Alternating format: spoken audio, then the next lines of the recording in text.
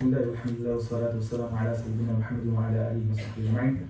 Before delivering the message, I've just got a message that there's a car that's parked outside in a position that's causing a disturbance to others. It's a BMW, white BMW. The number plate is YG65P POH. So anyone who's got a white BMW with the number plate YG65 POH, you can just go out and move it.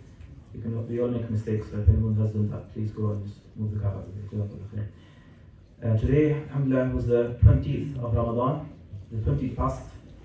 And the 20th of Ramadan is a monumental day in Islamic history. The 20th of Ramadan, in the 8th year of Hijrah, was the day on which Mecca was conquered by the Prophet ﷺ without bloodshed. And what monumental victory that Allah subhanahu wa ta'ala gave to the Prophet ﷺ. And the only way to really understand this victory that the Prophet was given is to understand some elements of the life of the Prophet ﷺ. So I just want to focus on two things before I talk briefly about the conquest of Mecca. Firstly, just 10 years before, so in the 8th year of Hijri, the Prophet conquered Mecca. Just 10 years before, the Prophet ﷺ was in Mecca under persecution. His companions were being killed. The ones who had good tribal allegiances, whose blood was protected, they would be maligned and they would be talked badly in the streets. Like, they had no respect. There was a heavy persecution going on in Mecca where the Muslims were being totally, the life was a nightmare. To the extent that the Prophet ﷺ and his companions were looking for a safe haven until Allah subhanahu wa ta'ala directed the Prophet ﷺ to migrate to Medina. So the first thing you have to understand is that 10 years before, the conquest of Mecca was something unimaginable. It was like a fairy tale. The Prophet ﷺ and his companions in extreme difficulty, and then one day the time will come where the ones who are persecuted, they are the victors.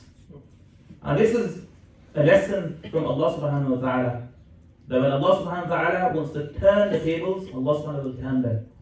And you see that in history, historically, you see empires that were ruling empires, great empires that fell to defeat. Right? And the person who has fear of Allah subhanahu wa ta'ala being reminded of this. So any person who's in the position of power and is wielding that power unjustly, they should reflect upon a day that may come and they are under that same sword that they are wielding themselves. So Allah subhanahu wa ta'ala keeps us reminded of this because our religion teaches us humility. In fact, the conquest of Mecca actually is humility. In a nutshell, the conquest of Mecca is the day of humility of the Prophet showed and save the people from humiliation. So the first thing is to understand that just 10 years before, the Muslims were totally suffering and they were completely in a different situation. Then just a few years before, in the 6th year of Hijrah, the Prophet ﷺ is in Medina and there's war going on between him and the people of Mecca. And the Prophet ﷺ sees a dream. And in the dream, the Prophet ﷺ sees himself and he sees his companions, and they're making the tawaf of the Kaaba. And he sees his companions dressed in the ihram. And he sees them having their hair cut coming out of the ihram. And the dreams of prophets are true. Yeah, we know the dreams of prophets are true. Ibrahim alayhi salam saw himself sacrificing his son Ismail alayhi salam, and that was the instruction from Allah. The dreams of prophets are revelations from Allah subhanahu wa ta'ala. They don't have any dreams which are futile. So the Prophet knew that Allah subhanahu wa ta'ala is instructing him to make the umrah to the Kaaba. Right? And they had been left Mecca and they didn't have any access to Mecca. They're not on good terms. So the Prophet ﷺ took some of his companions and they made their way towards Mecca without any weaponry, without any intentions to fight. When they reached outside of Mecca at a point called Hudaybiyah, the Meccans stopped them. They wouldn't allow them to come in. For a number of days, the Prophet ﷺ tried to negotiate with them that they're not coming to cause any trouble, they're not coming to fight. They just want to make the umrah and leave. These are instructions from Allah subhanahu wa ta'ala, they want to fulfill that. So the Prophet stopped at Hudaybiyah for a number of days until an agreement was made. What was the agreement? The agreement was that the Prophet ﷺ and the companions are going to turn back, number one. The second thing is they're going to be allowed to come the following year. And then they also made a peace agreement between both parties. And when the Prophet ﷺ was speaking to the Meccans, whatever the Meccan Quraysh said, the Prophet ﷺ said that I accept it. And the companions of the Prophet were stunned that we should be taking the upper hand. And the Prophet ﷺ is accepting everything. To the extent that they wrote an agreement, that the agreement was between Muhammad Rasulullah sallallahu alaihi wasallam and the Quraysh. The Quraysh said that we don't believe you are Allah's messenger. we're not going to accept that. The Prophet said, fine, you don't believe it, but it's true. So the Prophet said to Sayyidina Ali radiallahu anhu, to remove that part of the writing. Sayyidina Ali said, Ya Rasulullah, I can't do that. Allah. So then the Prophet said to him, oh Ali, tell me where it is, I'll remove it.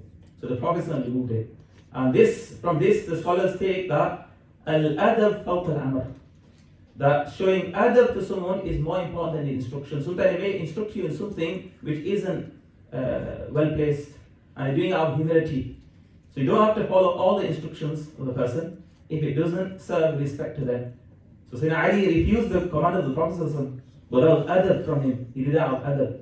So the Prophet made an agreement, and then the people left. There's many things I would have wanted to mention here, but I want to keep it short. Now later on, they have now an agreement of a peace agreement. For 10 years they have an agreement of peace. Then what happens is that in the 8th year of Hijrah, the Quraysh's allies, Banu Bakr, they attack an ally of the Prophet Banu Khuza'ah. And the Quraysh actually supplied them weaponry. So the Quraysh supplied them weaponry to attack them. Pretty much what happens in the world nowadays. Right? So that's what happens, and that is in violation of the agreement. The agreement that made is completely in violation of that. So the Prophet ﷺ now knows the agreement is over. And the Prophet ﷺ is told that Allah subhanahu wa ta'ala certain events are going to happen in the future, and the Prophet is prepared. So the Prophet ﷺ then begins to gather an army. 10,000 believers leave Medina on the 10th of Ramadan.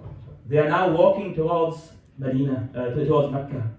Abu Sufyan, who's been fighting with the Prophet many battles, comes and visits the Prophet in order to try to renegotiate an agreement.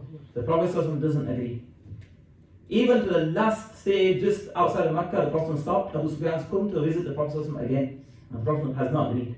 So the Prophet didn't tell them what he's going to do. So the Prophet enters with his army, and they enter from all 4 entrances of Mecca. And the Prophet as he's entering, the Prophet's head is so down that it's touching the back of the neck of the camel. Out of humility. This is humility of the Prophet. Because when kings enter, their chests are out, their swords are up. And the Prophet his head was lowered. And the Prophet was reciting a surah of the Quran. A surah that was revealed 2 years before that, in the 6th year. In the 6th year, I told you that the Treaty of Hudaybiyah took place and the Muslims had to go back.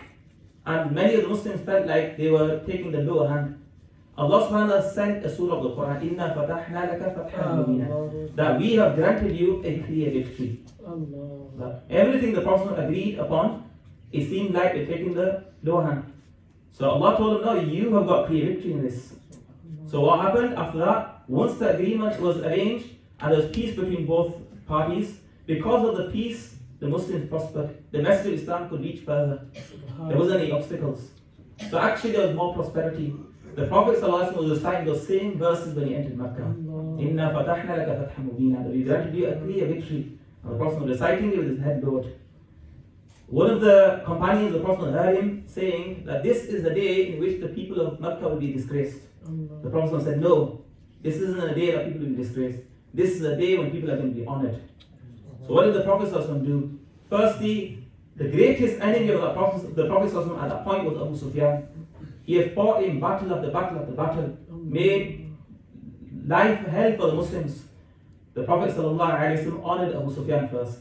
The Prophet honored him first. The Prophet said, anyone who enters the house of Abu Sufyan is safe.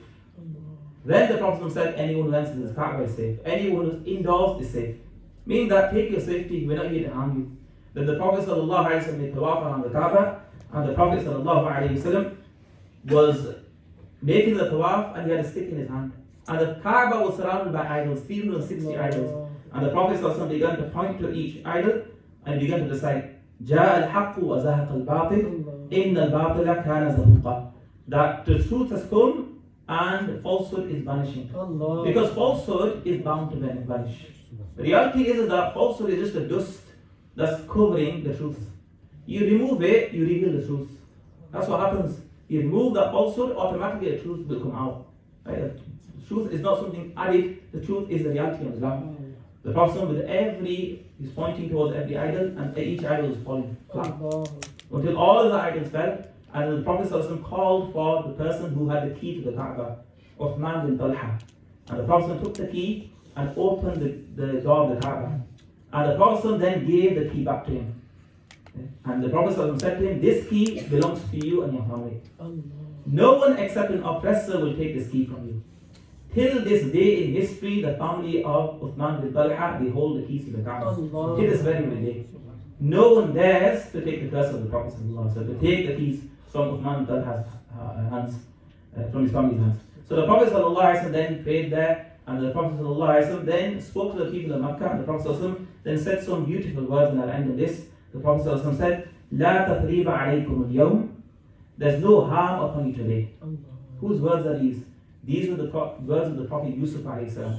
This surah was revealed 10, 12 years before, when the Prophet was suffering immense difficulty. And Surah Yusuf is a story in which Yusuf alayhi salam goes from one difficulty to another, but then at the end of it, he comes out on top. And Yusuf alayhi salam is, in this surah, in this lesson, is as the Prophet sallallahu alayhi wasallam. Allah subhanahu is telling him what's going to happen in the future. And his brothers are like the Quraysh. So the Prophet ﷺ says to Quraysh, I say to you today, like Yusuf said to his brothers, لا تثريب عليكم اليوم يغفر الله لكم وهو أرحم الراحمين. That today there's no harm against you. Allah forgive you. Allah is the most forgiving and most merciful. It takes a big heart to forgive. And it takes authority and power to forgive. You're not forgiving until you can take vengeance. You're not truly merciful, or you haven't reached the peak of mercy unless you got the power to humiliate your opponent. The Prophet ﷺ was tested with persecution, and the Prophet ﷺ was tested with power. And the Prophet ﷺ, when he was tested with power, the Prophet ﷺ showed utmost humility.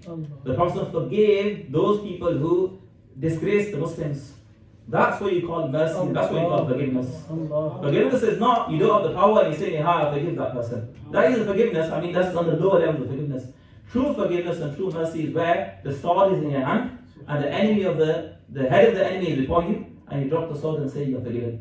That's true forgiveness. You know, the Christians say that Isa, Jesus, is the prophet of forgiveness and mercy. He is the prophet of forgiveness and mercy. We can't compare to our Prophet because Isa did not have authority. He didn't have the authority to take any vengeance or to take any control. That's fine. That is the level of forgiveness. The Prophet had authority and then he forgave the people. That's the beautiful thing. Allah subhanahu wa ta'ala make that a beautiful example for us.